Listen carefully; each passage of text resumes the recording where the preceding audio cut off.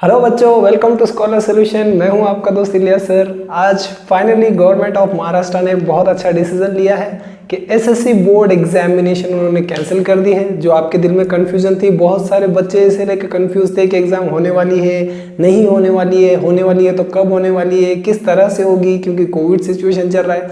तो कल finally government of Maharashtra ने इवनिंग में ये डिसीजन लिया है कि आपके एग्ज़ाम अब नहीं होंगे, और उसके साथ साथ ये बता दिया है कि आपका रिजल्ट मेकिंग प्रोसेस भी कैसे होने वाला है। तो आज इस वीडियो में यही जानते हैं कि कैसे आपका रिजल्ट बनेगा, कैसे आपके मार्क्स डिस्ट्रीब्यूशन होंगे, किस तरह से आपका रिजल्ट बनेगा और कब तक ये रिजल्ट आपके हाथ में आने वाला है। तो चलिए लेट्स बिगिन।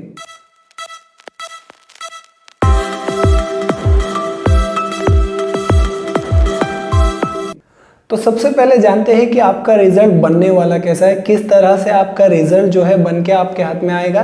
तो यहाँ पर उन्होंने आपके रिजल्ट को दो पार्ट्स में डिवाइड कर दिया है। एक होगा आपका 9th स्टैंडर्ड और दूसरा होगा आपका 10th स्टैंडर्ड। यानी 9th स्टैंडर्ड में से जो है आपके 50% मार्क्स लिए जाएंगे और 10th स्टैंडर्ड से आपके जो है वो 50% मार्क्स लिए जाएंगे, क्योंकि इस साल हमारे एग्जाम्स हुए नहीं है। तो इस तरह से पिछले साल का डेटा और इस साल का जो डेटा मिलाकर जो है कंबाइन करके आपका रिजल्ट बनाया जाएगा। अब ये जो 9th स्टैंडर्ड है जो 50% है, तो 9th स्टैंडर्ड के आपके एग्जाम जो हुए थे वो कोविड से पहले हो गए थे, यानी कोविड सिचुएशन स्टार्ट होने से पहले हो गए थे। यानी 9th स्टैंडर्ड में आपने कौन सी एग्जाम दी होगी? आपने दिया होगा unit test 1, unit test first आपने दिया होगा, है ना। सेमिस्टर 1 आपने दिया होगा, यूनिट टेस्ट सेकेंड आपने दिया होगा और सेमिस्टर 2 आपने दिया होगा। अब ये जो सेमिस्टर 2 है, ये हो सकता है ये किस स्कूल में हुआ हो और किसी स्कूल में ना हुआ, क्योंकि यहाँ पर जनरली मार्च में एग्ज़ाम स्टार्ट होते हैं। तो मार्च में जो है 20 या 21 डेट से जो है हमारे पास कोविड के जो रिस्ट्रिक्शंस है वो लागू हो गए थे। तो ये एग्जामिनेशन को अगर आप छोड़ भी देंगे तो कम से कम आपने इतने एग्जामिनेशन तो स्कूल में दिए ही होंगे। तो on the basis of this जितने भी आपने एग्जाम दिए हैं उसके ऊपर जो आपका 9th स्टैंडर्ड का रिजल्ट बना था उसी के हिसाब से आपको ये 50% मार्क्स दिए जाएंगे, यानी 50 मार्क्स उसमें से दिए जाएंगे। फॉर एग्जांपल, अगर कोई बच्चा है जिसका रिजल्ट बन के जो फाइनल तैयार हो गया, उसमें अगर इंग्लिश में उसने स्कोर किया है 60 मार्क्स आउट ऑफ 100 में से अगर उसने 60 मार्क्स स्कोर किए, तो इसको जो है 50 मार्क्स में डिवाइड किया जाएगा। कैसे डिवाइड किया जाएगा? डिवाइडेड बाय 2 कर देंगे। तो ये डिवाइड बाय 2 कर देंगे तो ये 50 हो जाएगा, और ये डिवाइड बाय 2 करेंगे तो ये 30 हो जाएगा। यानी 50 में से उसको 30 मार्क्स मिले। इस तरह से मैं आपको एक एग्जांपल बता रहा हूँ। जो भी आपका फाइनल रिजल्ट था 9th स्टैंडर्ड का, उसी के बेसिस के ऊपर उस मार्क्स को 50 मार्क्स में कन्वर्ट करके 50% बोलिए या 50 मार्क्स बोलिए, दोनों का मतलब सेम है, क्योंकि आपका जो टोटल रहेगा हर पेपर का वो 100 मार्क रहेगा। Each paper will carry 100 marks. यानी जैसे इंग्लिश हो गया वो 100 मार्क का है, मराठी हो गया वो 100 मार्क का है, हिंदी हो गया वो 100 मार्क का है ना, मैथमेटिक्स हो गया वो 100 मार्क्स का है, साइंस हो गया वो 100 मार्क्स का है, और सोशल साइंस हो गया वो भी जो है वो 100 मार्क का है। तो इस तरह से जो आपका टोटल रहेगा वो रहेगा 600 मार्क्स का।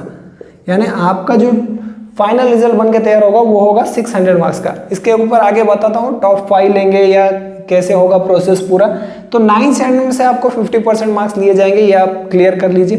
अब बारी आती है 10th स्टैंडर्ड की। तो 10th स्टैंडर्ड में से आप जितने भी आपने एग्जाम्स दिए हैं 10th स्टैंडर्ड में, ठीक है, इसको उन्होंने 2 पार्ट में डिवाइड किया है। एक किया उन्होंने रिटन और दूसरा उन्होंने किया है ओरल, ठीक है।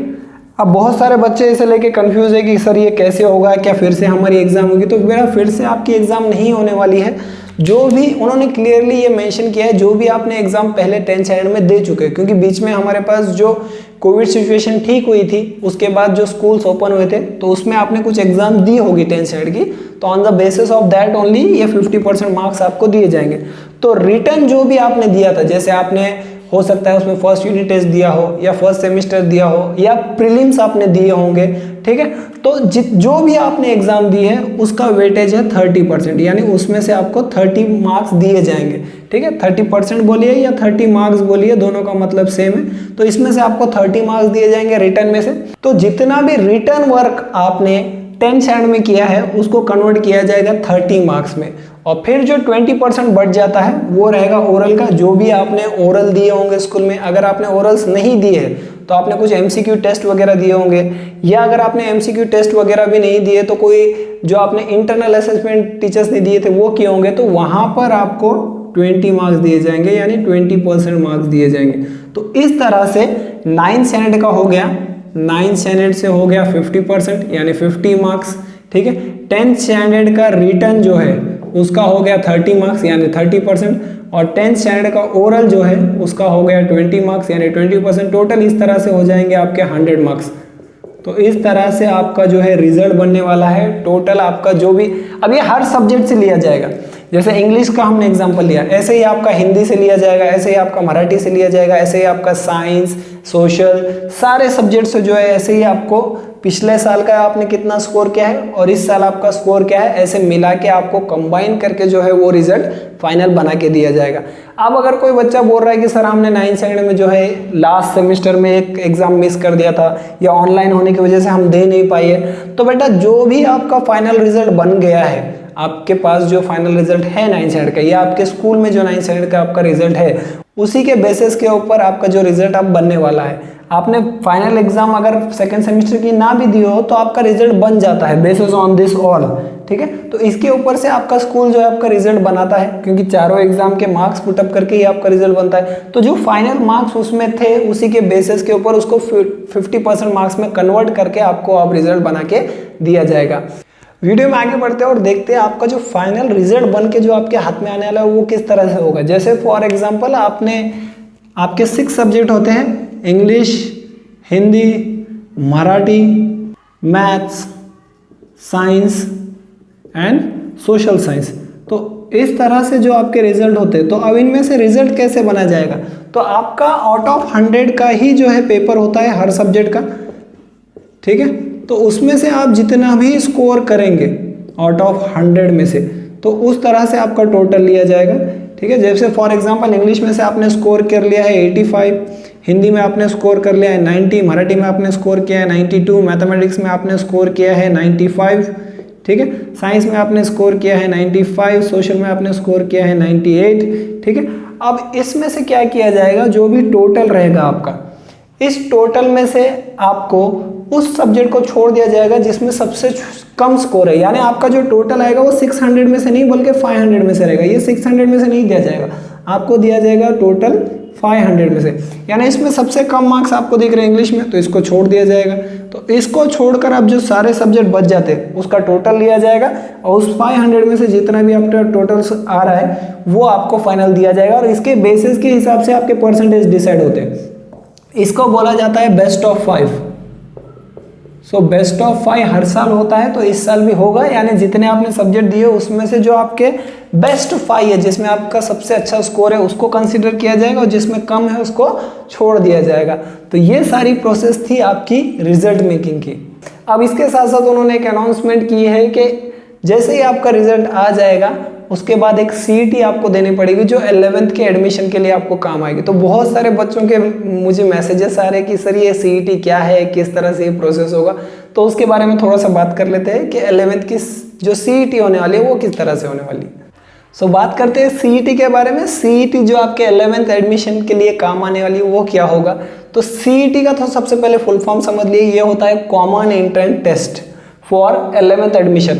अब 11th और 12th जो होता है उसे जूनियर कॉलेज बोला जाता है और 11th जो आपका फर्स्ट ईयर होता है तो इसे बोला जाता है first year of junior college, FYGC से बोला जाता है इन शॉर्ट, ठीक है। तो 11th एडमिशन के लिए उन्होंने CET रखी है। अच्छा, ये CET जो है उन्होंने बोला है कि आपको कंपलसरी नहीं है, this is an optional. 11th admission के लिए जो CET होगी वो ऑप्शनल होने वाली है, वो कंपलसरी नहीं है। मतलब अगर आप देना चाहे तो दे सकते हैं, न देना चाहे तो मत दीजिए, ये आपकी मर्जी है। बट मेरे हिसाब से अगर आप देखेंगे तो आपको CET देनी चाहिए, क्योंकि इसका जो भी सिलेबस है वो पूरा 10th स्टैंडर्ड के बेस पे है, ठीक है। इसका जो सिलेबस है बेस्ड ऑन 10th स्टैंडर्ड, तो जो भी आपने 10th स्टैंडर्ड में पढ़ा है उसके बेसिस के ऊपर ही CET होगी। तो आप CET दे दीजिए, बिकॉज सबसे पहले क्या होने वाला है, जो एडमिशन्स होंगे, ठीक है, वो पहले जो बच्चों ने CET दी हुई है, ठीक है, students those who have given CET, those who have given CET, उनका पहले एडमिशन होगा बच्चों। यानी जिन्होंने पहले सीईटी दिए हैं उनके मार्क्स के हिसाब से पहले उनको एडमिशन दिया जाएगा। फिर अगर कॉलेज में सीट बच जाती है तो जो बच्चे नॉन सीईटी से आ रहे हैं यानी सीईटी नहीं देकर आ रहे हैं उनके लिए जो है ये एडमिशन प्रोसेस होगा। या ऐसे भी हो सकता है कि वो कुछ सीट जो है 60% सीट्स जो है वो सीईटी बच्चों के लिए रख ले और 40% जो सीट्स है वो नॉन सीईटी बच्चों के लिए रख ले, इस तरह से भी हो सकता है। बट अभी जो इन्फॉर्मेशन आ रही है गवर्नमेंट की तरफ से वो यही है कि जो बच्चों ने सीईटी दिया है उनका पहले एडमिशन होगा बेस्ड ऑन सीईटी, और जो बच्चों ने एडमिशन नहीं दिया है उनका एडमिशन बाद में होगा जब सीट्स वैकेंट रहेंगे कॉलेजेस में। तो आई होप जितना भी गवर्नमेंट की तरफ से सर्कुलर आया है मैंने आपको बता दिया है। आई होप ये आप बहुत अच्छे तरीके से समझ गए होंगे। अगर आपको इसमें कोई क्वेरीज है, किसी भी तरह का कोई डाउट है तो आप कमेंट बॉक्स में लिखिए। मैं एक अलग से सीईटी क्या है, कैसे इसके ऊपर एग्जाम होगी, आप कैसे इसकी तैयारी कर सकते हैं, इसके ऊपर मैं वीडियो बहुत जल्दी आपको लेकर आऊँगा। आपको कल तक ये वीडियो मिल जाएगा। तो आप ये जो आपकी रिजल्ट मेकिंग प्रोसेस थी, आई होप ये आपको अच्छे से समझ में आई होगी। अगर आपके कोई भी डाउट्स है तो आप मुझे कमेंट बॉक्स में लिखें, मैं उसे ज़रूर सॉल्व करने की कोशिश करूँगा। मिलते हैं आपसे एक नए वीडियो में। Till then this is Ilyas sir signing off. Take care.